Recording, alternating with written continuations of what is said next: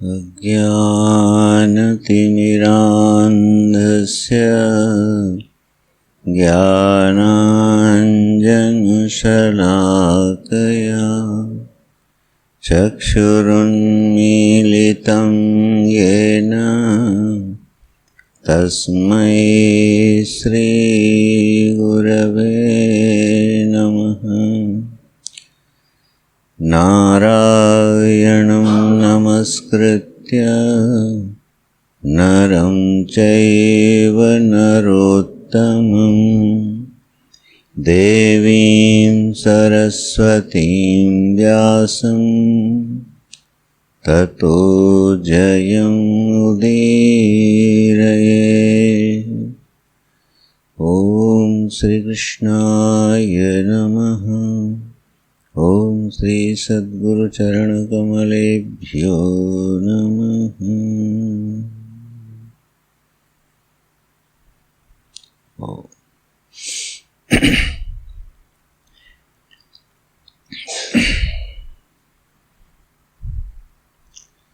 तो बद्धो मुक्त इति व्याख्या गुणतो मे न वस्तुतः गुणस्य मायामूलत्वात् न मे मोक्षो न बन्धनम्। शोकमोहौ सुखं दुःखं देहापत्तिश्च मायया स्वप्नो यथात्मनः ख्यातिः संसृतिर्न तु वास्तवी।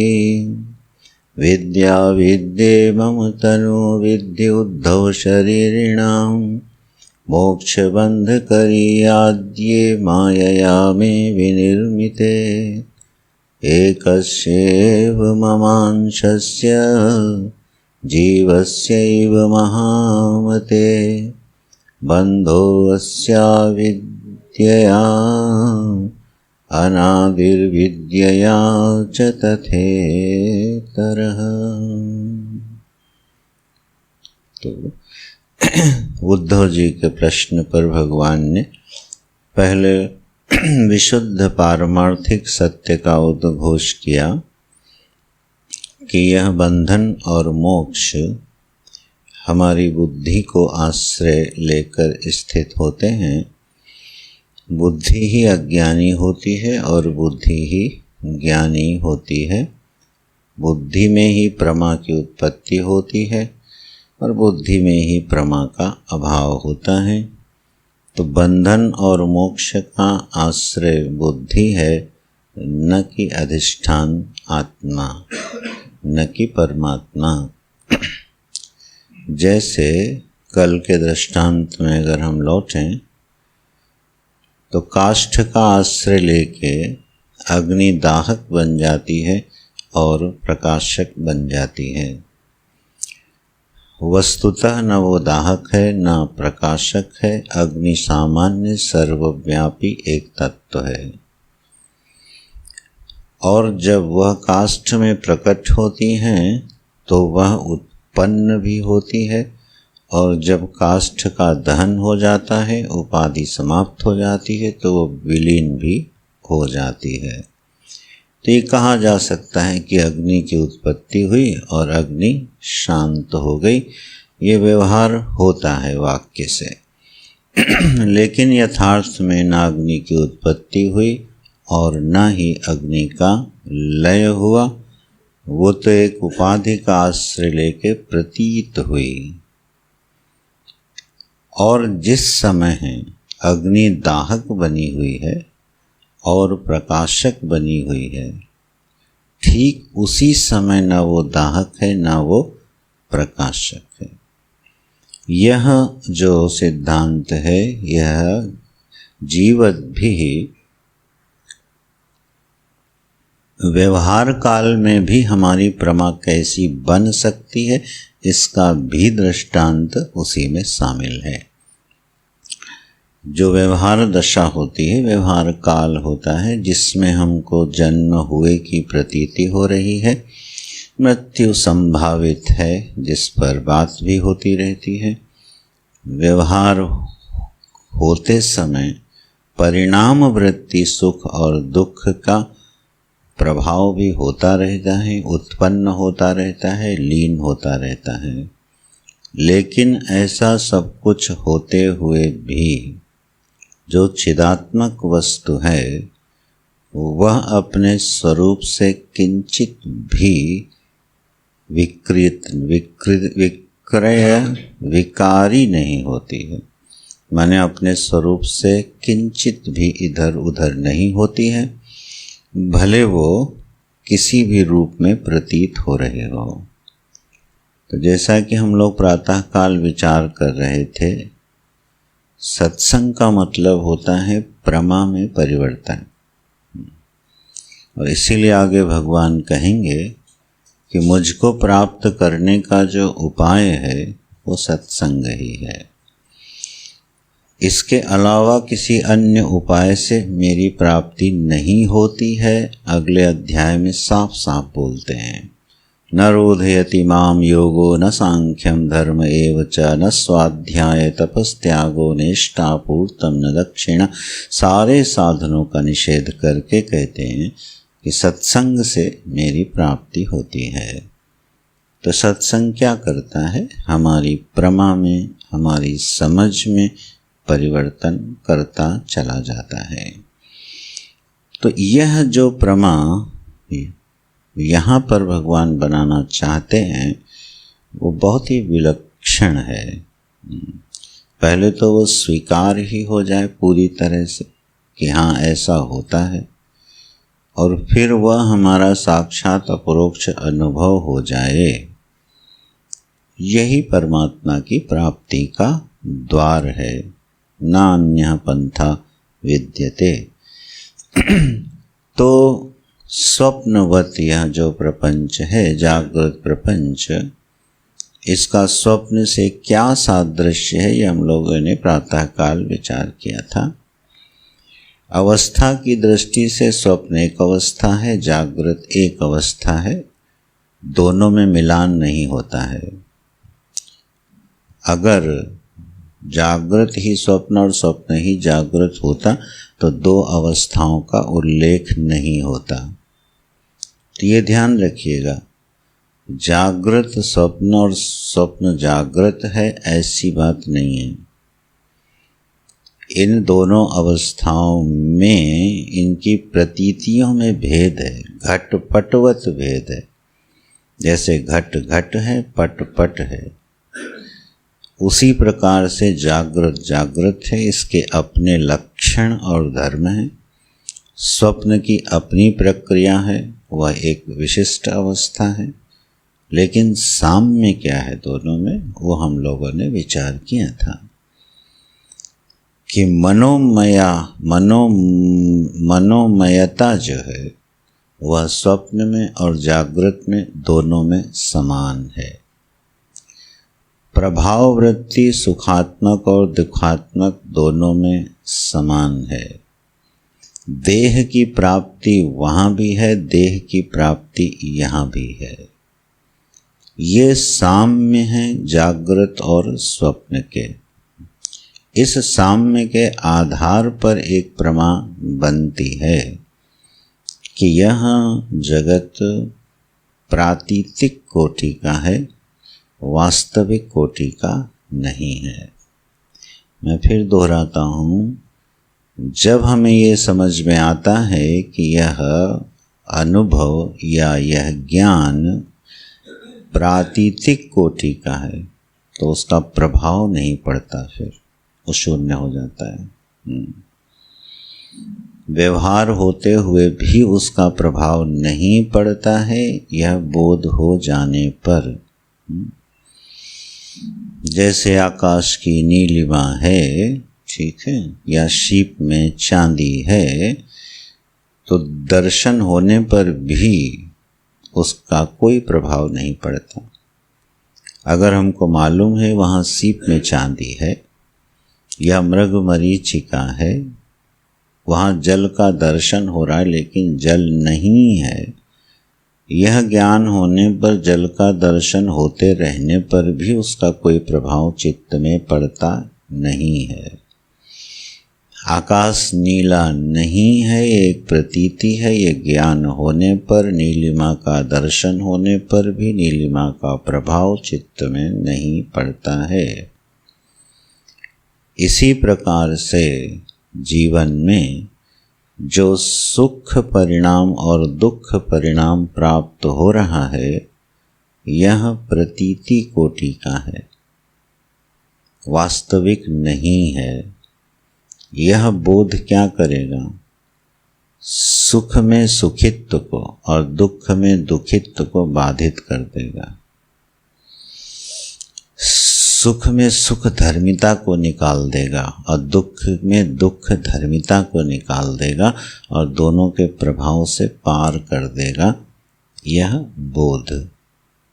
अगर हम इस प्रमा का निर्माण कर पाएं शास्त्र के अनुसार कि यह अंतिम प्रभाव या परिणाम प्रतीति कोटि का है, इसमें किंचित भी सत्यत्व नहीं है, वास्तविकता नहीं है। तो इस तरह की प्रमा भगवान यहाँ बना रहे हैं। हम सब शरीरधारियों के पास दो शरीर हैं, एक विद्या शरीर और एक अविद्या शरीर। सरल करके बोलें तो एक वासना अनुसारी प्रमा और एक विवेक अनुसारी प्रमा, इन्हीं दोनों के साथ मनुष्य जीवन भर रहता है। जब विवेक के अनुसार बनने वाली प्रमा वासना के अनुसार बनने वाली प्रमा में विलीन हो जाती है तो मार्ग पतन का हो जाता है, बंधन दृढ़ हो जाता है। और जब वासना अनुसारी प्रमा विवेकानुसारी प्रमा में विलीन हो जाती है तो जीवन उत्कर्ष को प्राप्त होता है। बिल्कुल सीधा सा नियम है। जिसे शरणानंद महाराज जी कहा करते थे मानव सेवा संघ के, अंतःकरण की शुद्धि क्या है? बोले अपने प्राप्त विवेक का आदर करना, सम्मान करना, यही अंतःकरण की शुद्धि का एक लक्षण है। जो नैसर्गिकी विवेक हमको प्राप्त है, कम से कम उसी का आदर अगर होता रहे तो जीवन व्यवस्थित होने लगता है। ठीक है। और नैसर्गिकी विवेक मनुष्य को प्राप्त है, अपने हित अनहित का जो ज्ञान है वह हर मनुष्य को प्राप्त है, नैसर्गिक रूप से प्राप्त है। तो अगर इस नैसर्गिक प्राप्त विवेक का ही आदर होता रहे तो जीवन में एक उत्कर्ष दिखाई देता है। और फिर शास्त्र से बनने वाली जो प्रमा है उसका आदर होता रहे, ठीक, सम्मान होता रहे, तो फिर और उत्कर्ष बढ़ता जाता है। ध्यान रखिएगा कि जो प्रमा होती है ना, उस अंतःकरण में जिसमें जिस प्रमा को धारण करने की क्षमता है उतनी ही प्रमा को वह अंतःकरण धारण कर पाता है। अपनी क्षमता से अधिक सत्य को धारण करने की क्षमता अंतःकरण में नहीं होती है जब तक कि उसका उत्कर्ष ना हो। और इसीलिए अंतःकरण की शुद्धि पर, निर्मलता पर, अधिकार पर हर शास्त्र बात करता है। नहीं तो ज्ञान कभी अपरोक्ष नहीं होता, अनुभवात्मक नहीं होता, प्रतिबंध बने रहते हैं। तो इस बात को ध्यान में रखते हुए कि जो प्रमा बनती है उसको हमारा अंतःकरण सहन कर पा रहा है कि नहीं सहन कर पा रहा है। जैसे इस प्रमा को हम श्रद्धालु, जिनकी शास्त्र में श्रद्धा है, उसको हम धारण करने में समर्थ हैं। इस जीवन से पहले भी एक जीवन था और इस जीवन के बाद भी एक जीवन होगा। जीवन सतत है। गुरुजी बोलते थे ना, मृत्यु जो है वो विश्राम नहीं है, मृत्यु पड़ाव है परिवर्तन का। मृत्यु कभी विश्राम नहीं देती जीव को। अगर व्यक्ति सोचता है कि इस शरीर का त्याग हो जाए तो शांति की उपलब्धि हो जाएगी, तो ये नहीं होता है, क्योंकि मृत्यु परिवर्तन का एक पड़ाव है, जीवन सतत है। तो यह जो जीवन में सातत्य है, ये एक प्रमा है। कहाँ से आई? शास्त्र से आई। इस प्रमा को हर अंतःकरण धारण नहीं करता है, चार्वाक धारण नहीं करते, बहुत से दर्शन इसको धारण नहीं करते हैं, ठीक है। क्योंकि ये प्रमा अगर जिस अंतःकरण ने धारण कर ली तो वह फिर लोक परलोक संबंधी कर्मों को, श्राद्ध आदि कर्मों को, यज्ञ आदि से देवों के अर्चन पूजन को अपने जीवन में स्थान दे देगा, इस प्रमा को धारण करने के कारण। तो इसी तरह से प्रमा में सुधार होता चला जाता है, जैसे जैसे हमको सत्संग मिलता चला जाता है। जैसे जैसे सत्संग की प्राप्ति होती है भगवत कृपा से, वैसे वैसे हमारी प्रमा में सुधार होता है और हमारा अंतःकरण उसको धारण करता चला जाता है।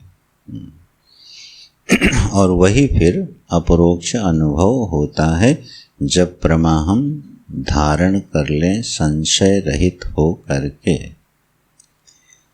तो यहाँ ये बात जब भगवान कह रहे हैं उद्धव के प्रश्न से कि बंधन और मोक्ष दोनों काल्पनिक हैं और जगत स्वप्नवत एक प्रतीति है और तुम इसके प्रभाव से सदा विनिर्मुक्त हो, ये प्रमा है। अब यह प्रमा अंतःकरण अगर धारण कर लेता है, माने उसको सहन कर लेता है, तो वह हमारा अपरोक्ष अनुभव हो जाता है।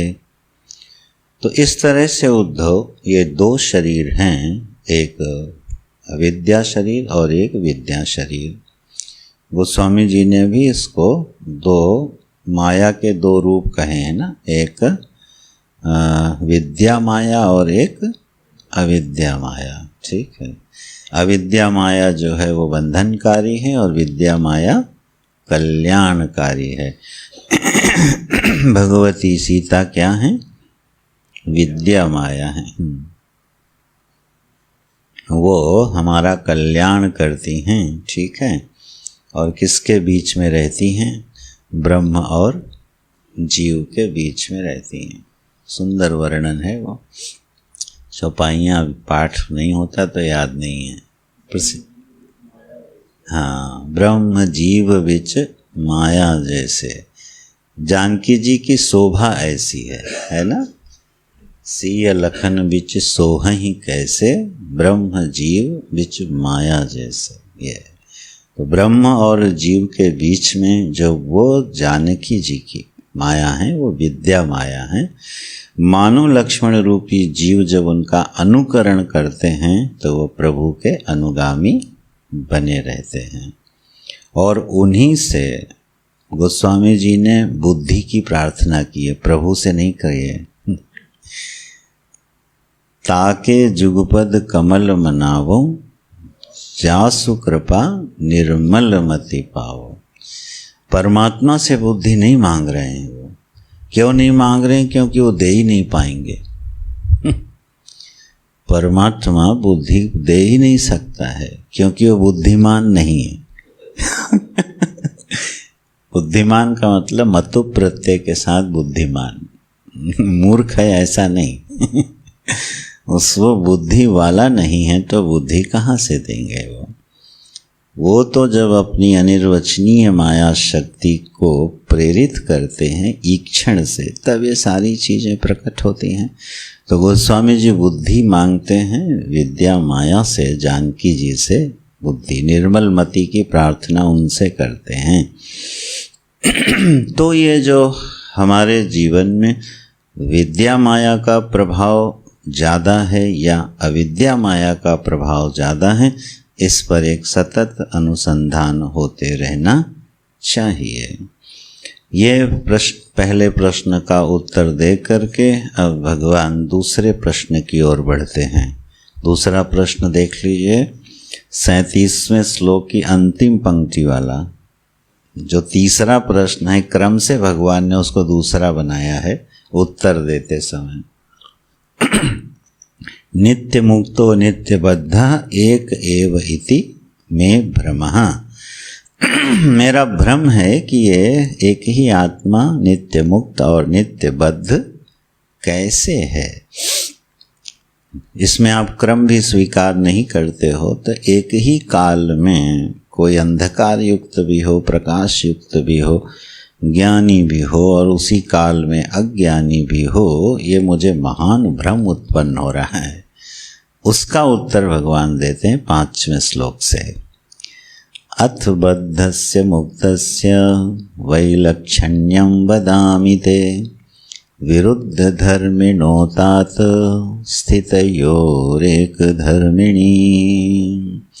बोले अब तुमको मैं बद्ध के और मुक्त का, बद्धा अवस्था का और मुक्ता अवस्था का वैलक्षण्य बताता हूँ।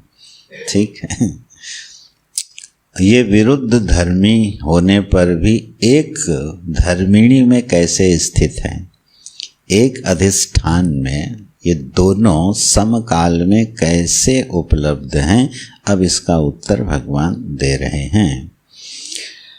द्वा सुपर्णा सयुजा सखाया, जो श्रुति है मुंडक की, उसको भगवान उद्धृत कर रहे हैं, मानो अपनी श्रुति वाणी को उद्धृत कर रहे हैं और इसका उत्तर देते हैं। श्लोक में प्रवेश करने से पूर्व इसको ऐसे विचार करें कि हमारे पास जो ये कार्यकरण संघात है, माने ये स्थूल शरीर और सूक्ष्म शरीर है, इसके हम मालिक हैं। ठीक है, कहने को मालिक हैं, वैसे तो कुछ मालिक उसको मानना चाहिए जिसकी नौकर बात माने। इनमें से एक भी हमारी बात नहीं मानता और कहने को हम मालिक हैं। ठीक है, शरीर को जब लुढ़कना पड़कना होता है वो लुढ़क ही जाता है, मन को जहाँ जाना होता है वो चला ही जाता है। ठीक है, हम बड़े प्रारब्ध का वेग था भाई। तो मन बात मानता नहीं, बुद्धि बात मानती नहीं, शरीर अपनी स्वतंत्र यात्रा पर चलता दिखाई देता है और फिर भी हम क्या हैं, इसके मालिक हैं, देह स्वामी कहे जाते हैं। अच्छा जी, तो इस संघात में दो उपलब्धियां होती हैं, एक अंतर्यामी परमात्मा की, साक्षी की, दृष्टा की। ठीक है, और एक होती है तादात्म्यपन्न अभिमानी भोक्ता की। ये दोनों समकाल में हैं कि नहीं? ठीक, कोई प्रश्न हो तो शाम को जब बैठेंगे तो इस पर विचार करेंगे। ये दोनों समकाल में हैं कि नहीं हैं? अंतर्यामी की उपलब्धि और भोक्ता की उपलब्धि समकाल में है कि नहीं है? और अंतर्यामी मुक्त है और भोक्ता बद्ध है। दोनों एक काल में एक धर्मिणी, एक आश्रय में उपलब्ध हैं और एक बंधन में है और एक मुक्त है। उपलब्ध हैं कि नहीं दोनों? ये गहनता से इस पर ध्यान दीजिएगा। तो दोनों माने ईश्वर की उपलब्धि और जीव की उपलब्धि एक ही स्थान पर है, एक ही काल में है। अब कल वाली बात याद रखिएगा, ईश्वर, जीव ईश्वर से भिन्न नहीं है, जीव ईश्वर से विलक्षण है। यहाँ भी शब्द भगवान क्या प्रयोग कर रहे हैं? वैलक्षण्यम वदामि। कितनी शास्त्र में वो है, आप बारीकियां होती हैं। बद्धस्य मुक्तस्य वैलक्षण्यम वदामि न तो भिन्नत्वम वदामि। बद्ध पुरुष और मुक्त पुरुष में भिन्नता क्या है मैं ये नहीं बता रहा हूँ। बद्ध पुरुष और मुक्त पुरुष में विलक्षणता क्या है? कल का अगर स्मरण है हम लोगों को, तो जो वस्तु विलक्षण होती है वो मिथ्या होती है। रज्जू से सर्प विलक्षण है, इसलिए सर्प क्या है? मिथ्या है। विलक्षण जो वस्तु होती है वो सत्य नहीं होती है। जिस अधिष्ठान में उसकी प्रतीति होती है वह मिथ्या होती है। और अधिष्ठान एक ही होता है, देश और काल एक ही होता है। तो ईश्वर की उपलब्धि और जीव की उपलब्धि एक साथ होती है। किस रूप में होती है? गीता जी को श्लोक याद कीजिए। उपद्रष्टा अनुमंता भर्ता भोक्ता महेश्वरः परमात्मेति चाप्युक्ता देहेस्मिन् पुरुषः परः। अस्मिन् देहे परः पुरुषः। अधिकरण वहाँ भी एक ही है, आश्रय वही है। उपलब्धि किसकी किसकी हो रही है? उपद्रष्टा की, अनुमंता की, भर्ता की, भोक्ता की, महेश्वर की और परमात्मा की। सारी उपलब्धियां भगवान ने उसी अधिकरण में बताई हैं। अस्मिन् देहे परः पुरुषः। तो हमारे ही बुद्धि में दो अवतार होते दिखाई देते हैं, एक बुद्धि का नियामक और एक बुद्धि का प्रयोक्ता। जो बुद्धि का प्रयोक्ता है वो अहंकार है, वो जीव है, और जो बुद्धि का स्वतंत्र नियामक है, करुणा में नियामक है, अंतर्यामी है, वो ईश्वर है। वो कभी बंधन में नहीं पड़ा। अंतर्यामी कभी बंधन में नहीं पड़ा है, वो नित्य मुक्त है। तो ये जीव महाराज क्या हैं? अंतर्यामी से भिन्न नहीं है, अंतर्यामी से विलक्षण है। ठीक है। अब जब ये विलक्षण है और ये बिल्कुल वैसा ही है कि मानो रज्जु में प्रतीत होने वाले सर्प को एक चेतना मिल जाए और वह सर्प रज्जु पर आक्रमण करने लगे या रज्जु से बहस लड़ाने लगे, अपनी स्वतंत्र सत्ता मान के व्यवहार करने लगे। कौन? सर्प। मानो कि रज्जु से जीवन पाके सर्प जीवंत हो गया, अब वह स्वतंत्र व्यवहार करने लगे।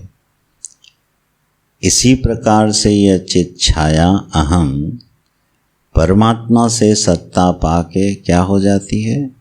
अपने को स्वतंत्र कर्ता मानने लगती है, स्वतंत्र भोक्ता मानने लगती है, और फिर ईश्वर का भी निषेध करने लगती है। अगर ये स्वतंत्र नहीं होती तो ईश्वर का निषेध कैसे करते कोई?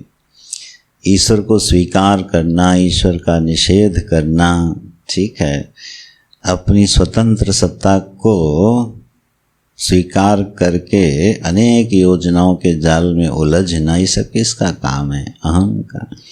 वो अपने को स्वतंत्र कर्ता और भोक्ता मानने लगता है, बस। और ये दोनों एक ही अधिकरण में उपलब्ध होते हैं, उद्धव। इसी बात को भगवान उस श्लोक से कह रहे हैं। सुपर्णावेतौ सदृशौ सखायौ यदृक्षयैतौ कृतनीडौ च वृक्षे एकस्तयो खादति पिप्पलान्नम् अन्यो निरन्नोऽपि बलेन भूयान्। एक पिप्पलाद है, एक अपिप्पलाद है। इस तरह से ये दोनों उपलब्ध हो रहे हैं। विचार क्या करना है इसमें से, मैं कौन हूँ?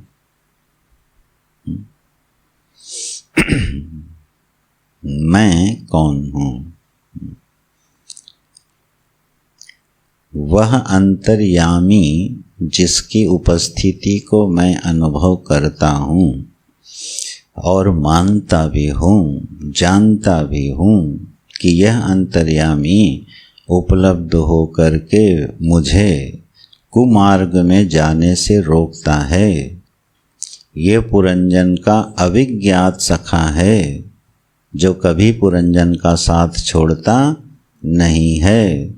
देह भी बदल जाती हैं तब भी ये अविज्ञात सखा पीछे पीछे बना रहता है और हर अवसर आने पे खड़ा हो जाता है, अच्छा अब बताओ। तो जैसे पुरंजन का वो अभिज्ञात सखा है, उसी प्रकार से यह अंतर्यामी हमारा नियामक है, जिसको हम जानते भी हैं, महसूस भी करते हैं, ठीक है। लेकिन अब उसमें देखो लेकिन लग गया। जिस वाक्य में लेकिन लग जाए समझो उसका सत्यानाश हो गया। लेकिन बात यह है, अंतर्यामी मुझसे भिन्न है? क्या वो अंतर्यामी बिल्कुल भिन्न सत्ता वाला कोई अस्तित्व है? नहीं। बुद्धि बिल्कुल स्तब्ध हो जाती है जब इस प्रश्न पर विचार करना शुरू करती है, मैं कौन? इसीलिए भगवान ने वो क्रम लिया है, उपद्रष्टा से परमात्मा तक, भर्ता भोक्ता सब वही है। तो पता चलता है कि यही अंतर्यामी महोदय भोक्ता बन गए, ठीक, और यही भोक्ता बन के भोग कर रहे हैं और यही उस भोक्ता को समझा रहे हैं। वैसे बड़ी मज़ेदार कहानी है ये। स्वयं ही वो जीव बन गया, अब स्वयं ही उसको उपदेश कर रहा है कि तुम जीव नहीं हो, तुम ब्रह्म हो, और बना वो खुद ही है। अब इन सब चीज़ों को आप कैसे बुद्धि को धारण करेगी? कंफ्यूज सी हो जाती है। मैं ही तो वह सच्चिदानंद वस्तु हूँ, ज्ञान वस्तु हूँ, जो कि न केवल इस शरीर का अभिमानी बन के भोक्ता बना है, समस्त प्रपंच का अभिमानी है, ठीक है। क्या किस तरह का ये ऐकत्व है। जब वामदेव जी को ज्ञान हुआ तो क्या बोले, अहम वृक्षस्य रेरिवा कीर्ति पृष्ठम गिरेरिवा। ये चंद्रमा भी मैं हूँ, सूर्य मैं हूँ, अग्नि मैं हूँ, पृथ्वी मैं हूँ, ठीक है। कोई समझदार होता तो पागल खाने में डाल देता। क्या बोल रहा है आदमी है। जब मंसूर ने बोला अनल हक तो उसको क्या करवा दिया गया, मरवा दिया गया। क्या पागलपन की बात कर रहा है, हमारे बाइबल के विरुद्ध जा रहा है, मारो इसको, मारो उसको, ठीक है। लेकिन यह एक अद्भुत यथार्थ है उपनिषद का। ये कौन सी अनुभूति हो सकती है? बुद्धि इसकी जब कल्पना करती है, उसकी भावना करती है, तो उपासना बन जाती है। और यही उपासना परिपक्व होने पर निधिध्यासन बनती है, और यही निधिध्यासन बन के उसी को खा जाती है जिसमें ये निधिध्यासन हो रहा था। अग्नि का दृष्टांत बहुत सुंदर है। वो जिस लकड़ी में अग्नि अपने को प्रकट करती है, दाहक बनती है, उसी को जला के नष्ट कर देती है। करती है कि नहीं? जिस बुद्धि में ये प्रमा बनती है, अरे ये तो मैं ही हूँ, उसी बुद्धि को जला के खाक कर देती है। अद्भुत बात है ये। उसी का आश्रय लेती है और उसी को नष्ट कर देती है ये प्रमा। तो ऐसा जो एक अंदर सिस्टम चलता रहता है, उस पर एक बड़ी पैनी दृष्टि होनी चाहिए। असंग शस्त्रेण दृढ़ेन छित्त्वा, यही आगे यहाँ भी बोलेंगे। वैशारद्येक्षया संगशितया छिन्न संशयः।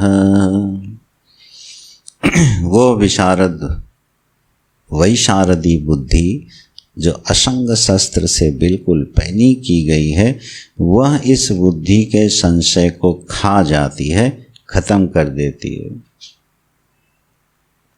जो मेरा नियामक है वो मुझसे भिन्न नहीं है, ठीक है। तो उद्धव, इस बात पर तुम ध्यान दो कि जो दोनों पक्षी हैं ना, जो उपमा से समझाया गया है मुंडक उपनिषद में कि दोनों पक्षी इसी वृक्ष पर बैठे हैं, एक भोक्ता बन के बैठा है और एक दृष्टा बन के बैठा है। भोक्ता वाला पक्षी जो है जब देखता है कि मेरे ही जैसा एक पक्षी ऊपर बैठा है, बहुत ही सुंदर उपमा है वो, मेरे ही जैसे रूप रंग वाला चमक धमक वाला पक्षी ऊपर बैठा है, और जब वो व्यथित और पीड़ित होता है तब देखता है अरे ये मेरे ही जैसा जो पक्षी बैठा है तो बड़ा आनंदित बैठा है, तब वो उसकी ओर चलता है मिलने के लिए, है ना। बीच में मिल जाते हैं उसको फल फूल बढ़िया वाले, तो चोंच मारने लगता है और फिर भूल जाता है, फिर पिप्पलादह, फिर अपना भोग में मस्त हो जाता है, योजनाओं में मस्त हो जाता है। फिर उसके बाद जब चोट लगती है फिर ऊपर की ओर देखता है, फिर देखता है अरे मेरे जैसा पक्षी बड़ा शांत बैठा है, फिर ऊपर चलता है। ऐसे पता नहीं कितने जन्मों तक वो ऊपर चलता रहता है। कितनी ऊंची सीढ़ी है या कितना ऊंचा वृक्ष है पता नहीं। फिर वो धीरे धीरे धीरे धीरे जब अनेक जन्म संसिद्धि ततो याति पराम गतिम, ऐसा एक अंतिम मंगलमय जन्म होता है, सृष्टि उद्धारक जन्म होता है, जहाँ पर उसकी बुद्धि असंगता के शस्त्र से बिल्कुल सजी होती है। हर उस छोटी छोटी प्रमा का बाद हो चुका होता है जिसमें व्यक्ति का एक एक जीवन उलझ के खत्म हो जाता है। एक एक प्रमा एक एक जीवन खा जाती है। ऐसे उन सारी प्रमाओं का बाध करते हुए, तिरस्कार करते हुए वो उस पक्षी के पास पहुंचता है, और जब उस पक्षी से आंख मिलाता है तो खत्म हो जाता है। छाया जो है जैसे ही सूर्योन्मुखी होता है, छाया उसी में विलीन हो जाती है। जब तक सूर्य की ओर पीठ रहती है छाया का एक पृथक अस्तित्व रहता है, लेकिन जैसे ही सूर्योन्मुखी हुई वैसे ही छाया उसी छाया पुरुष में क्या हो गई, विलीन हो गई, क्योंकि उसका कोई पृथक अस्तित्व नहीं था। तो यह जीव इस तरह से यात्रा करता हुआ उस पक्षी में विसर्जित हो जाता है। ठीक, ये ऐसा विसर्जन है, इसमें विसर्जन की कोई क्रिया नहीं है। अपृथकत्व का मिथ्या बोध निवृत्त होता है मात्र, कोई क्रियात्मक विसर्जन नहीं है। नहीं तो आप समाधि लगाने के चक्कर में पड़ जाओगे।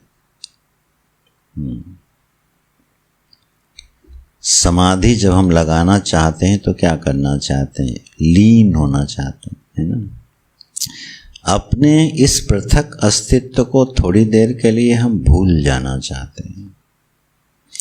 अरे गहरी नींद में तो रोज ही भूलते हैं।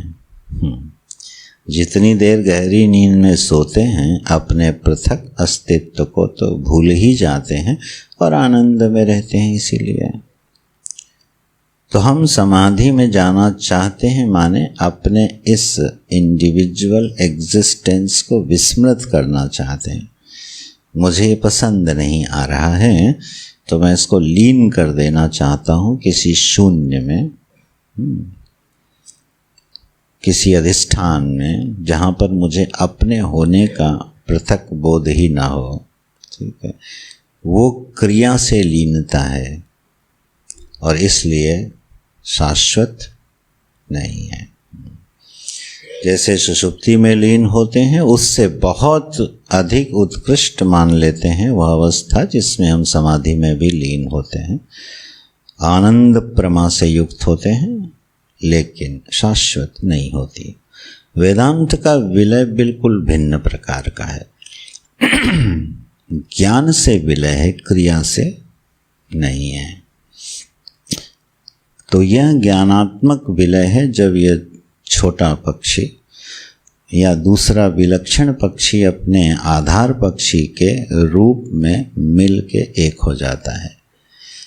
ध्यान रखिएगा, जीवन में द्वंद्वातीत व्यक्ति तभी हो सकता है जब उसका अपना पृथक अस्तित्व विलीन हो जाए, उससे पूर्व द्वंद्व राहित्य होगा। जो हम सुबह कह रहे थे, द्वंद्वातीत नहीं हो सकता कोई भी। जब सारे संकल्पों की वृत्तियां देह, इंद्रिय, प्राण, मन का आश्रय लेके जो संकल्प प्रकट होते हैं, जो प्रवाह चलता है, उसके पीछे विकल्प ना रहे। विकल्प रहित संकल्प का नाम होता है द्वंद्वातीत अवस्था। थोड़ा ऐसे ही पढ़ते हैं हम लोग, ठीक है। बीच बीच में मन होता है कि सरल करूं, फिर सोचता हूँ रहने दो। यहाँ तो जरूरत नहीं है कम से कम। संकल्प में द्वंद्व कब होता है? जब विकल्प हो, ठीक है। विकल्प रहित संकल्प में कभी द्वंद्व नहीं होता। बच्चे के संकल्प में इसीलिए द्वंद्व नहीं होता क्योंकि उसमें विकल्प नहीं होता। इसलिए बच्चा निर्द्वंद्व रहता है। जब खेलता है तो खेलता है, सोता है तो सोता है, खाता है तो खाता है। एक खिलौने से खेल रहा है, मन भर गया, फेंक दिया, दूसरे में चला गया। उसके पास विकल्प नहीं होते हैं। और जैसे ही विकल्पों का प्रवेश शुरू होता है, द्वंद्व शुरू हो जाता है। तो हर संकल्प के पीछे जब बहुत विकल्प हों तो समझना अभी हमको थोड़ी उपासना सेवा की ज़्यादा आवश्यकता है। जब हर संकल्प के पीछे 6 विकल्प खड़े हो जाएं और कंफ्यूज करते रहें, नहीं, जीवन इतना धर्ममय हो जाए कि हर संकल्प के पीछे ज़्यादा से ज़्यादा 1-2 विकल्प हो बस, तो द्वंद्व की तीव्रता कम हो जाती है। और जब संकल्प प्रभु को समर्पित हो जाता है तो अपना द्वंद्व अपना विकल्प नहीं रहता, और इसलिए भक्त में द्वंद्व कम होता है।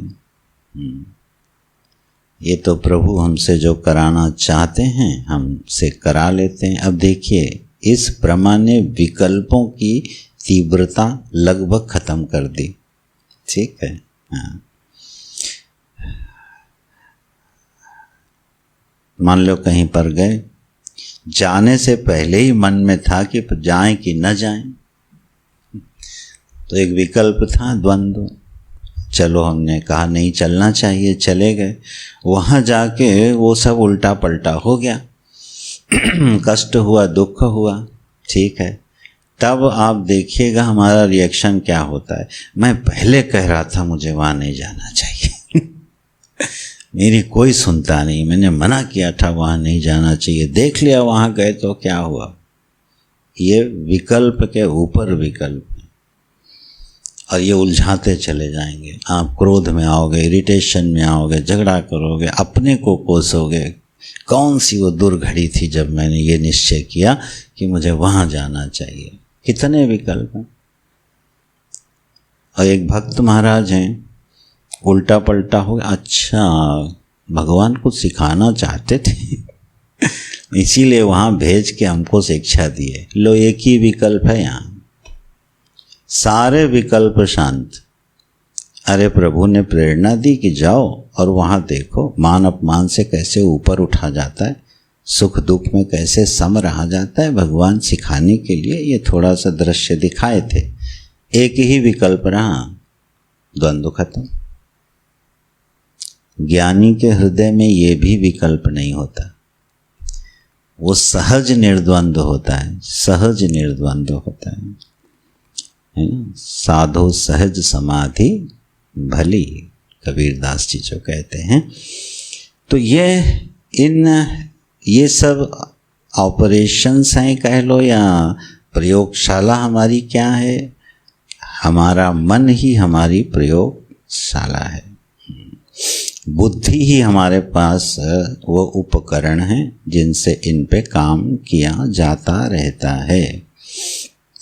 और सत्संग से हमको वह विद्या प्राप्त होती है जिसके सहारे हम प्रयोग कर सकते हैं, नए नए प्रयोग करते हैं और अपनी प्रमा में सुधार करते हैं। ऐसे इसलिए उद्धव तुम्हें ये जो तुम्हारा प्रश्न था कि ये नित्य मुक्त और नित्य बद्ध एक काल में कैसे रहते हैं, उसका स्वरूप ये है।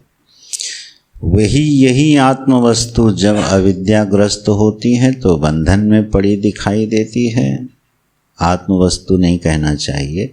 यही बुद्धि जब अविद्याग्रस्त होती है तो बंधन का निर्माण करती दिखाई देती है। यही बुद्धि जब प्रमा संपन्न हो जाती है, ज्ञान संपन्न हो जाती है, तो मुक्ति का दर्शन कराती है। भेद केवल बुद्धि की अवस्था में है, बुद्धि के स्वभाव और समझ में है, वास्तव में ये नहीं है। इसलिए ये एक काल में आश्रय बन जाता है।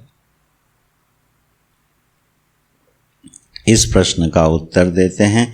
अब धीरे से उस प्रश्न पर आते हैं जो बड़ा पॉपुलर प्रश्न है, ज्ञानी कैसे रहता है। ठीक है, ये प्रश्न नैसर्गिक से लगते हैं। दो चार प्रश्न ना बड़े नैसर्गिक हैं। प्रारब्ध और पुरुषार्थ में अंतर, कितना प्रारब्ध है, कितना पुरुषार्थ है, कितना भाग्य का हिस्सा है, कितना पुरुषार्थ का हिस्सा है, ये एक शाश्वत प्रश्न है, कभी खत्म नहीं होगा ना। जब तक ज्ञान नहीं होगा ये प्रश्न कभी खत्म नहीं होगा, क्योंकि हर व्यक्ति का अलग अलग प्रश्न है। इसलिए प्रश्न एक ही है, हर व्यक्ति के लिए उत्तर अलग है, इसलिए ये प्रश्न कभी खत्म नहीं हो सकता। और ये आकांक्षा ज्ञानी कैसे रहता है। अरे तुम ज्ञानी हो के देख लो कैसे रहता है। नहीं नहीं, ये बताओ वो रहता कैसे। क्या करोगे? नहीं, फिर हम उसकी पूजा करेंगे, फिर हम उसकी उपासना करेंगे, फिर हम उसकी सेवा करेंगे। पहले सर्टिफिकेट दे दो कि ये ज्ञानी हैं। ये आकांक्षा जो है, लेकिन इसका भी उत्तर मिलता नहीं है। ब्रह्मविद ब्रह्मैव भवति, वह ब्रह्म ही ब्रह्म को जान सकता है, ज्ञानी ही ज्ञानी के स्वरूप को जान सकता है। कहते हैं एक बार बाबा नानक जो है किसी गांव में गए। वो गांव जो है पंडितों का गांव था, ज्ञानियों का गांव था। तो बाबा नानक जब वहाँ गांव की सीमा पर पहुँचे तो पंडितों ने एक संदेश भेजा, एक गिलास दूध भेजा जो बिल्कुल ऊपर तक भरा हुआ था। तो समझ गए ना बाबा नानक के संदेश ये आया है कि यहाँ बहुत ज्ञानी हैं, आपकी ज़रूरत नहीं, पूरा गाँव ही ज्ञानियों का है, यहाँ आपके लिए स्थान नहीं है। तो उन्होंने क्या किया, एक तुलसी का पत्ता ऊपर डाल दिया और वापस भेज दिया। सारे पंडित जो हैं फूल माला लेके स्वागत के लिए पहुंच गए, ये ज्ञानी आया है। क्या संदेश दिया था कि मैं स्थान ही नहीं लूँगा तुम्हारा, मैं तुम्हारे बीच में ऐसे मिल जाऊंगा कि तुम्हारे भरे गिलास का एक बूंद दूध भी गिरेगा नहीं और तुलसी का पत्ता उसमें तैर जाएगा। मैंने इतना निरहंकारी हूँ कि तुम्हारे लिए, हमारे लिए कोई अलग से तुम्हें गद्दी लगाने की ज़रूरत नहीं है। ये संदेश उन्होंने ऐसे दे दिया। तो इस तरह से ज्ञानी कैसे रहता है, उसका लक्षण क्या है, इसको विचार भी करना चाहिए। भगवान भाष्यकार ने गीता जी में जब ये प्रश्न अर्जुन ने पूछा तो भगवान भाष्यकार कहते हैं कि ये लक्षण इसलिए भगवान बता रहे हैं कि ये लक्षण ज्ञानियों का स्वभाव है और साधकों के लिए यत्न साध्य है, साधन साध्य है। साधक को यत्न पूर्वक ये पैरामीटर बना के अपने अंतःकरण का शोधन करना चाहिए, इसलिए ज्ञानियों का लक्षण बताया जाता है शास्त्रों में। लेकिन इसकी एक बड़ी दुर्घटना घटती है। क्या? इन लक्षणों का निरीक्षण हम अपने में ना करके किस में करते हैं? सामने वाले में। और फिर सर्टिफिकेट दे देते हैं, अभी ये ज्ञानी नहीं है, रास्ते में है। हाँ, अभी ये पूर्ण नहीं हुए। एक आप किस बेस पे कह रहे हो कि ये पूर्ण नहीं हुए? वो जो लक्षण पढ़े हैं ना, वो आप मिला रहे हो के। आप लोगों को याद होगा, गुरु जी का बड़ा प्यारा दृष्टांत है। हमारे पास एक फ्रेम होता है, याद है? हमारे मन में एक फ्रेम होता है संत का। उसी फ्रेम में जो फिट हो गया वही संत है। और उस फ्रेम से अगर बाहर है तो वो संत नहीं है। और सब ने अलग अलग फ्रेम बना रखे हैं। अब उस फ्रेम में फिट, अब बोले जैसे ही आपके फ्रेम में फिट हुए संत ने थोड़ी अंगड़ाई ली, आपके फ्रेम से बाहर गया, आपने कहा नहीं यार, ये गलत फंस गए, ये संत नहीं है। और उदाहरण क्या था कि गुरुदेव एक बार, कानपुर की बात है, मोदी जी के या बिरला जी के, इतना मुझे याद नहीं, सिंघानिया जी के, जो कमला टावर है वहाँ पर घर था उनका। गुरुदेव गए तो उन्होंने क्या, कप में चाय पी ली, कांच वाले गिलास में या कप में चाय पी ली। उनकी श्रद्धा खत्म। अरे संत होके चीनी मिट्टी के गिलास में चाय पी लेते हैं, कॉफ़ी पी लेते हैं, ये संत नहीं हो सकते। बात पूरी हो गई।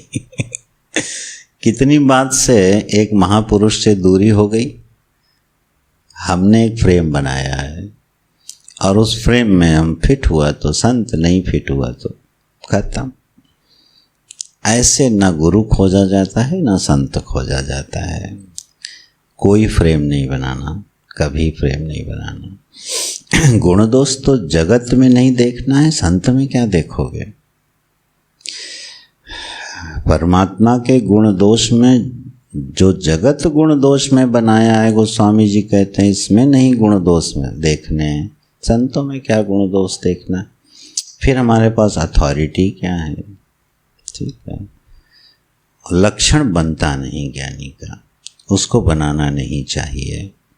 तो बोले फिर आप बता क्यों रहे हो? बोले बता इसलिए रहे कि अपने में देखो कहाँ पर कमी आ रही है, कहाँ न्यूनता है, कहाँ सुधार किया जा सकता है, इसलिए लक्षण बताए जाते हैं। भगवान भाष्यकार ने स्पष्ट लिखा है दूसरे अध्याय में, यत्न साधनानि, ऐसे पंक्ति है वहाँ पे, कर्तव्यता की प्राप्ति है, यत्न साध्यत्व है वहाँ पे साधक के लिए। अच्छा, अब तीसरे प्रश्न का यहाँ थोड़ा सा कैसे उत्तर देते हैं। देहस्थोपि न देहस्थो विद्वान् स्वप्नाद् यथोत्थितः अदेहस्थोपि देहस्थः कुमतिः स्वप्न दृग्यथा। अब बताओ कैसे पहचानोगे इसको दूसरे में?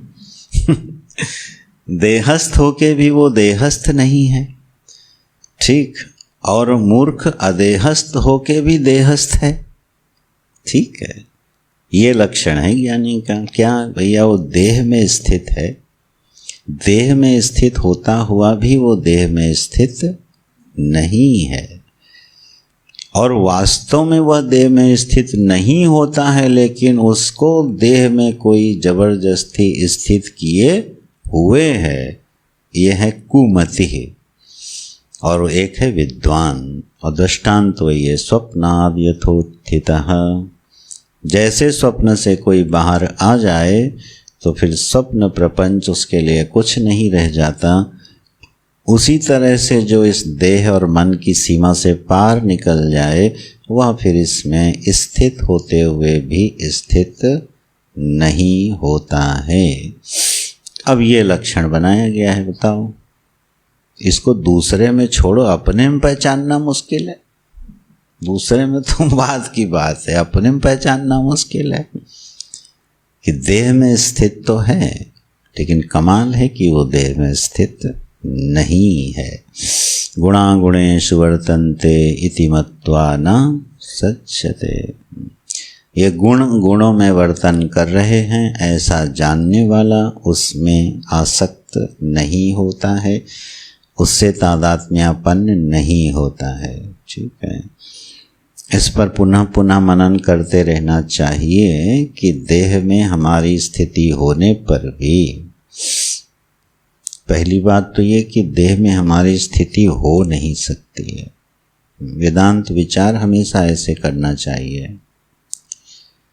देह मेरी प्रमा में स्थित है ना, देह में मैं नहीं स्थित हूं।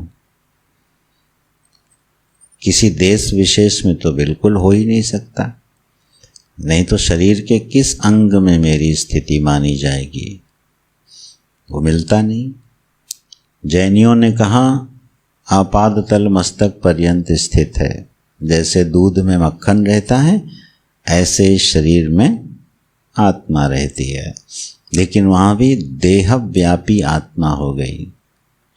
वो वेदांत में कार्यकरण संघात वाली चेतना है, संघात चेतना जिस पर कल बात हो रही थी, वह देह व्यापी चेतना है, वह आत्मा नहीं है, वह ज्ञान वस्तु नहीं है।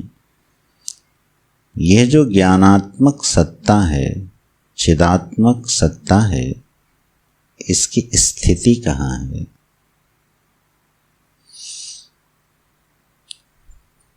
तो इसकी स्थिति कहीं नहीं है। क्यों? क्योंकि देश और काल की संबित भी कहाँ स्थित है? इसी ज्ञान वस्तु में। तो जिसमें देश और काल, टाइम एंड स्पेस जिसमें स्थित हैं, वह वस्तु कहाँ स्थित होगी फिर? इसीलिए वो स्वयं सिद्ध सत्ता है ना, स्वतः सिद्ध वस्तु है। व्यापकता का अर्थ देश में फैली हुई विस्तार की संबित नहीं होता। न्यायिकों ने आकाश की एक परिभाषा बनाई, दैर्घ्य विस्तार की संबित का नाम आकाश है। इसको पकड़ के पीछे तक जाया जा सकता है। दैर्घ्य विस्तार की संबित का नाम, संबित माने होता है नोशन, ज्ञान। जब हमारी बुद्धि में दीर्घता के विस्तार का ज्ञान होता है, उसी का नाम आकाश है। ठीक। और क्रम की संबित का नाम काल है। बड़ी सुंदर दो परिभाषाएं हैं। काल अपने आप में एक नोशन है और देश अपने आप में क्या, एक notion. Time and space both are the notional existence, ऐसे कह लो चलो। ठीक है, ये संबित हैं दोनों। अब प्रश्न ये उठता है, ये संबित का आश्रय कौन है? तो पता चलेगा मैं ही तो हूं। जो अहमर्थ है, ज्ञानार्थ है, जो चित वस्तु है, ज्ञानात्मक है, उसी में तो इसकी पूर्णा हो रही है। किसकी? टाइम की और स्पेस की। उसी में तो देह की पूर्णा हो रही है। तो देहस्थ कैसे हो गया? यह चिद वस्तु देहस्थ हो ही नहीं सकती है। यह प्रमा बनानी है, इसको अपरोक्ष करना है।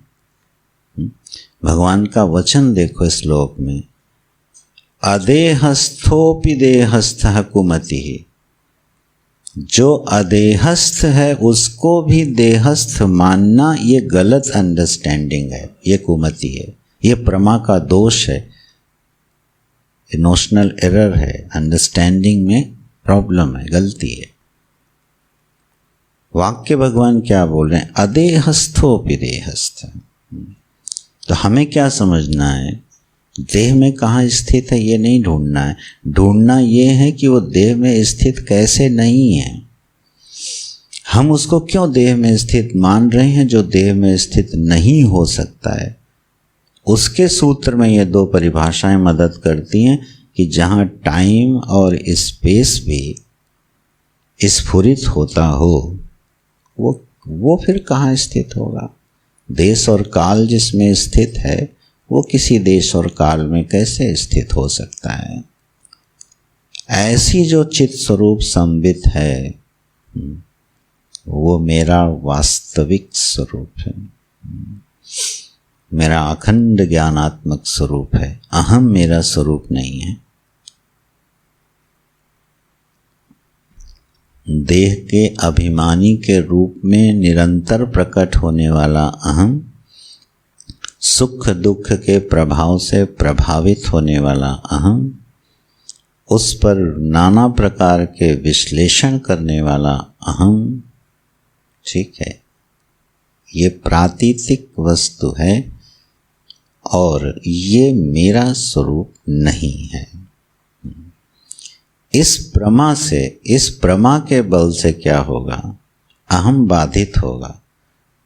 अब जब बाधित अहम देह के साथ व्यवहार करेगा तब गीता का वो श्लोक आएगा कि वो कर्म करते हुए भी कर्म नहीं करता है, वो सोते हुए भी नहीं सोता, खाते हुए भी नहीं खाता, स्पर्श करते हुए भी स्पर्श नहीं करता है।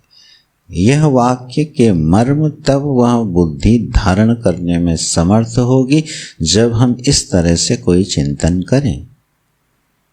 तो यह चिद्वस्तु अदेहस्थोपि उद्धव, ये देह में स्थित नहीं होती है, स्वप्न के सदृश यह प्रपंच है, इस पर ध्यान दो। इंद्रियां अपने इंद्रियों से, अंतःकरण अपने विषय से व्यवहार करता रहता है। इन सब को ग्रहण करने पर भी विद्वान अपने को सदा अविक्रिय समझता है। ठीक है, ये जीवन मुक्ति का वर्णन हो रहा है।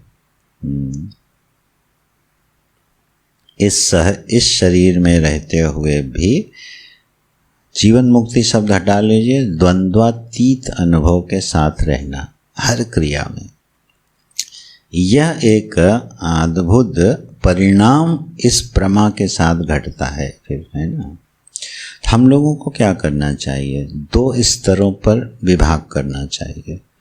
एक तो जब पारमार्थिक वस्तु का चिंतन कर रहे हो तो व्यवहार को दूर फेंक दे और शुद्ध से शुद्ध वस्तु पर ध्यान केंद्रित करे, जो बिल्कुल व्यवहारातीत है, जिसका कोई संबंध प्रपंच से कभी नहीं हो सकता, उस पर ध्यान दे निधिध्यासन काल में।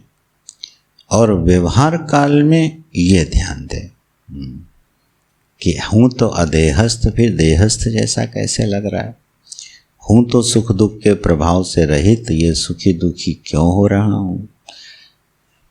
तो ये क्रियाकाल का अभ्यास है। जब हम जीवन मुक्त के आचरण और व्यवहार का चिंतन करते हैं तो ये साधना बन जाती है। तो दैवाधीने शरीरेस्मिन् गुणभावेन कर्मणा वर्तमानो बुधस्तत्र कर्तास्मीति निबध्यते। उसी का विस्तार करते हैं और बड़े सुंदर दृष्टांत देते हैं। न तथा बध्यते विद्वान तत्र तन्नादयन् गुणान् प्रकृतिस्थोप्यसंसक्तो यथा खं सवितानिलः। 12वां श्लोक है 11 अध्याय का। अरे उद्धव, इसी प्रकार से वह विद्वान अपनी प्रमा के बल से प्रकृतिस्थ होके भी बनता नहीं है, जैसे 3 दृष्टांत लिए प्रकृति से, खम, सविता और अनिल। जैसे आकाश है, आकाश सबके साथ रहते हुए भी किसी के साथ नहीं रहता है। सूरज सबको देखते हुए भी किसी को देखता नहीं है। और यह वायु सबके अंदर प्रवेश होके 10 भागों में बढ़ते हुए भी अखंड रहती है, उसमें विभाग होता नहीं है। ऐसे 3 दृष्टांत से ये भगवान इसको समझाना चाहते हैं। जब सृष्टि की उत्पत्ति का वर्णन है भागवत जी में, तो बोले जब आकाश उत्पन्न हुआ तो बड़ा वाक्य बोले, आत्मा की असंगता को समझाने वाले दृष्टांत के रूप में आकाश की उत्पत्ति हुई। ये वाक्य है। आकाश का वर्णन जब कर रहे हैं तो कह रहे हैं असंगता को दृष्टांत ही न मिले अगर आकाश ना हो तो, क्योंकि आकाश के अलावा यहाँ कोई भी भूत प्रपंच में वस्तु असंग है ही नहीं, और बिना दृष्टांत के दार्ष्टान्त समझ में कभी आता नहीं है। तो वहाँ व्यास जी कह रहे हैं देखो क्या बढ़िया चीज़ आई जो हमें आकाश असंगता समझाएगी, क्या बढ़िया स्वप्न बना जो हमें मिथ्यात्व समझाएगा, और क्या बढ़िया सुसुप्ति बनी जो हमें प्रलय समझाएगी, है ना। इस तरह से सारे दृष्टांत हमको प्राप्त होते हैं। 3 दृष्टांत भगवान ने उठाए हैं। बोले इस प्रकार से वैशारद्य क्षया संगशितया छिन्न संशया, अरे उठो और असंगता के शस्त्र को पहना करो। शितया, इसमें धार लगाओ जरा। गुरु जी बोलते थे चिपको आंदोलन के सदस्य मत बनो। जहाँ गए वहीं क्या हो गए, चिपक गए। नहीं, ये चिपको आंदोलन के सदस्य मत बनो। छूटो आंदोलन के सदस्य बनो। आकाश जैसे सब में रह के भी किसी के साथ नहीं रहता। इस तरह से हमारी बुद्धि बहुत उलझे ना, ठीक है। हवा जैसे झाड़ दी जाती है कोई चीज़ ना, बस झाड़ के सब कुछ खाली हो जाए, इतना अभ्यास हो जाए कि जब चाहे तब उसको झाड़ जोड़ के फेंक दें। स्मृतियों को, संस्कारों को, प्रभावों को किनारे फेंक मारें और खाली हो जाएं और अपने स्वरूप में विश्राम करें। ये है असंगता के शस्त्र में धार लगाना। पत्थर की लकीर, बालू की लकीर और पानी की लकीर। एक और बना लो, हवा की लकीर। पानी वाली तो दिखती भी है, हवा में बनती है लेकिन दिखती भी नहीं है।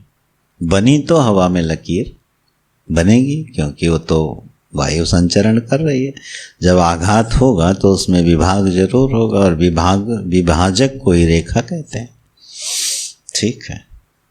तो रेखा वायु में जैसे बनती है लेकिन दिखती तक नहीं है। बोले ऐसा असंगता हो जाए कि पता ही न चले कि कहीं चिपके भी हैं। बोले ऐसे असंग शस्त्र से अपने संशयों को छिन्न कर दो। प्रतिबुद्ध इव स्वप्नात् नानात्वात् विनिवर्तते। जैसे स्वप्न से आदमी उठता है और सपने को कैसे झाड़ के फेंक देता है ना।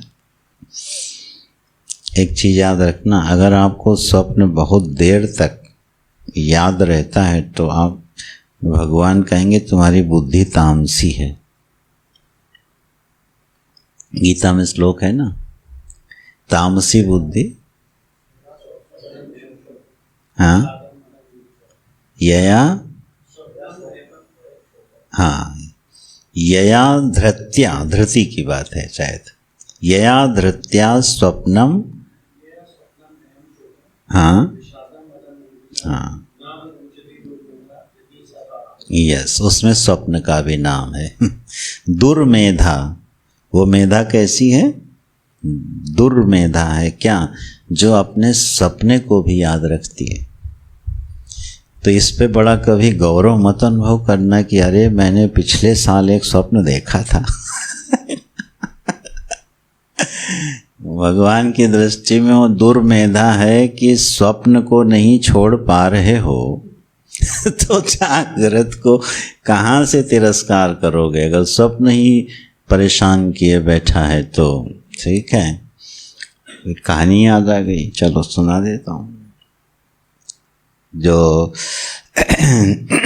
चाइना प्रदेश में जो हुए ना, लाओ त्से आदि संत, उनके विभाग की है। तो वहाँ एक फ़कीर है, उसके पास 2 शिष्य गए, बोले मुझे अपना शिष्य बनाइए और मुझे ज्ञान से संपन्न कीजिए, शिष्यत्व की प्रार्थना करिए। उसने कहा अच्छा निवास करो, फिर हम बताते हैं। फ़कीर ने दूसरे दिन अपने दोनों शिष्यों को बुलाया और कहा, एक को बुलाया, बोला आज मैंने ऐसा स्वप्न देखा है, तुम इसका अर्थ ढूंढ के लाओ, इसका अर्थ क्या हो सकता है। वो बड़ा प्रसन्न हुआ, वाह, हमारे गुरुदेव ने हमको इस योग्य समझा कि स्वप्न के अर्थ की मीमांसा करने को बोल रहे हैं। बड़ा प्रसन्न हुआ, मेरा सिलेक्शन हो गया लगता है। बोला अभी बताता हूँ, मैं चिंतन करता हूँ। और वो गहन चिंतन में डूब गया, इस स्वप्न का अर्थ क्या हो सकता है। दूसरे को बुलाया, बोले आज ऐसा स्वप्न देखा है, इसका अर्थ बताओ क्या हो सकता है। उसने कहा गुरुजी चाय लेके आऊँ क्या। बोले क्यों। बोले चाय पीजिए और भूलिए, स्वप्न की क्या मीमांसा करनी है।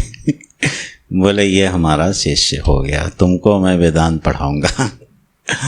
ऐसी एक कथा आती है, जैन फकीरों के नाम से आती है। खैर उसमें संदेश ये है, गीता जी का संदेश निहित है। दुर्मेधा क्या है, जो स्वप्न की स्मृति को, विषाद को, भय को, शोक को जल्दी छोड़ न पाए, उस धृति को तामसिक धृति कहा है भगवान ने। तो असंगता का शस्त्र जब बढ़ाया जाता है तो उसका पैरामीटर यही बनता है कि हम इन चीज़ों को छोड़ते चले जाएं, ये हमें बहुत देर तक उलझा के न रखें, तो हमारी बुद्धि फिर छिन्न संशय हो जाती है। और यस्य स्युर्वीत संकल्पाः प्राणेन्द्रिय मनोधियां वृत्तयः स विनिर्मुक्तो देहस्थोऽपि तद्गुणैः। अब ये लक्षण चल रहे हैं। यहाँ इस श्लोक में थोड़ा ध्यान दीजिएगा। यस्य स्युर्वीत संकल्पाः, किसके, प्राणेन्द्रिय मनोधियां, प्राण का, इंद्रिय का, मन का और बुद्धि का, ठीक, ये संकल्प रहित हो गए हैं। कहने का ढंग देखो भगवान का।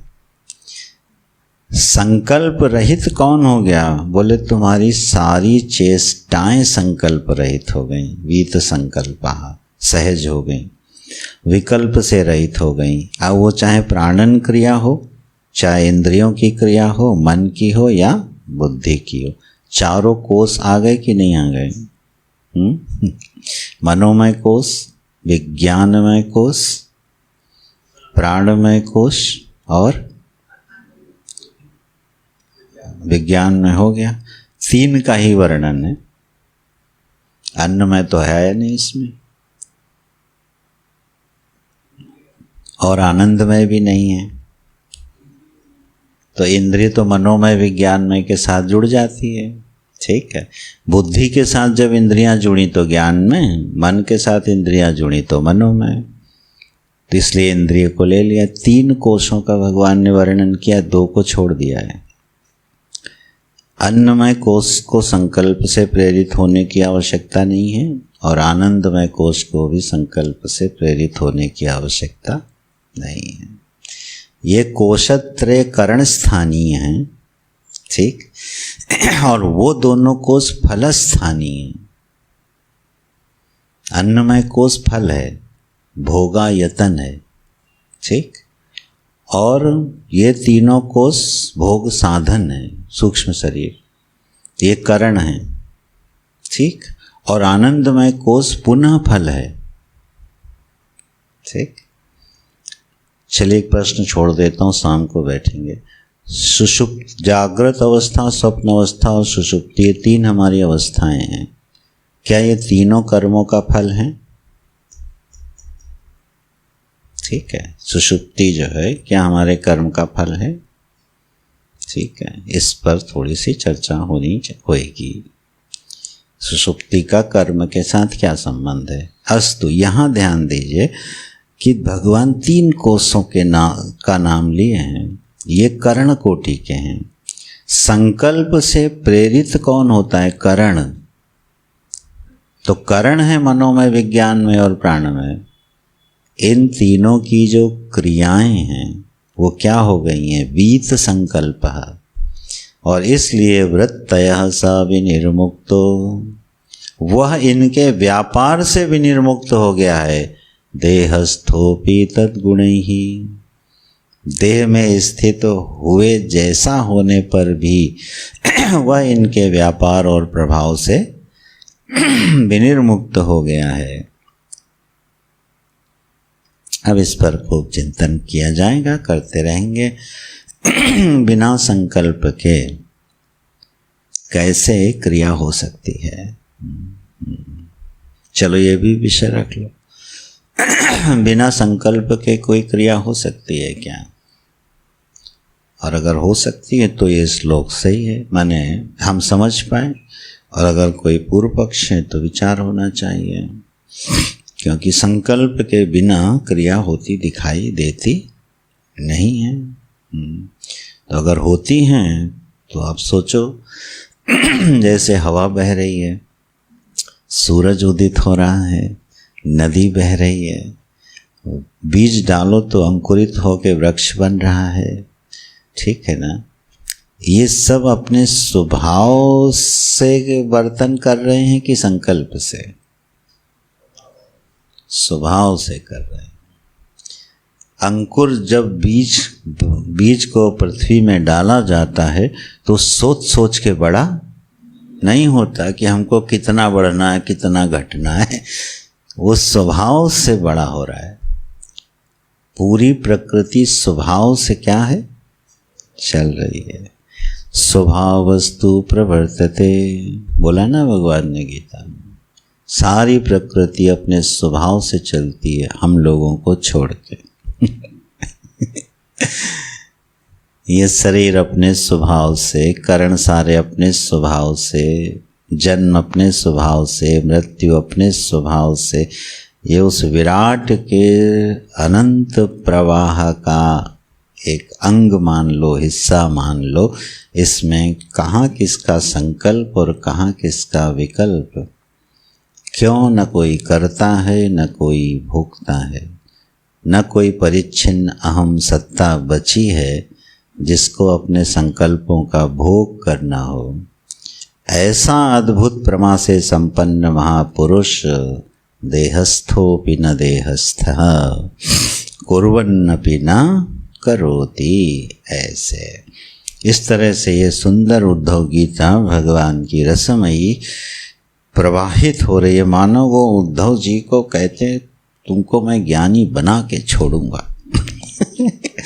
तुमको बच नहीं सकते हो तुम। तुम्हारा जीवन तो भंग करके मानूंगा, ऐसे मानो समझा रहे हो। अस्तु, चलिए हम लोग अब इसी विषय को कल भगवत इच्छा से आगे देखेंगे। 2 मिनट का कीर्तन सुना दो।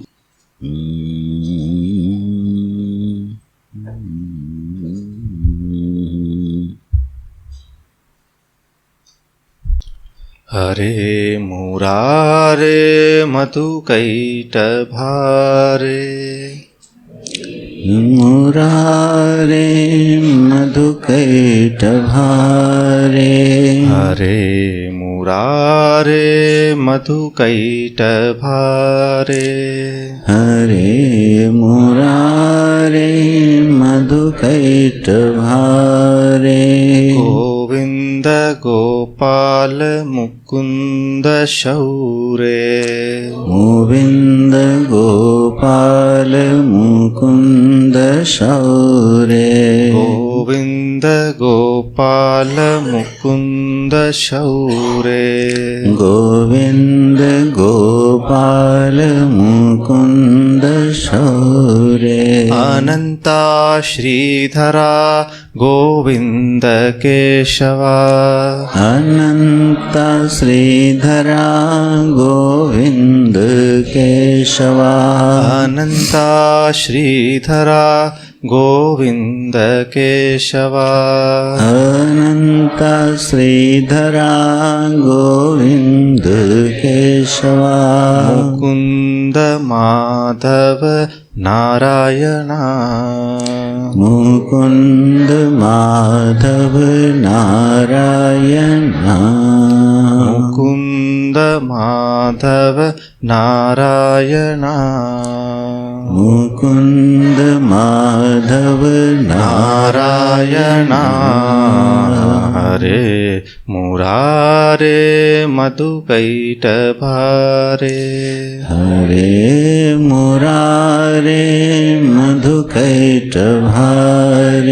गोविन्द गोपाल मुकुन्द शौरे गोविन्द गोपाल मुकुन्द शौरे गोविन्द गोपाल मुकुन्द शौरे गोविन्द गोपाल मुकुन्द शौरे। ॐ पूर्णमदः पूर्णमिदं पूर्णात् पूर्णमुदच्यते पूर्णस्य पूर्णमादाय पूर्णमेवावशिष्यते। ॐ शान्तिः शान्तिः शान्तिः। हरिः ॐ श्रीगुरुभ्यो नमः। हरिः ॐ।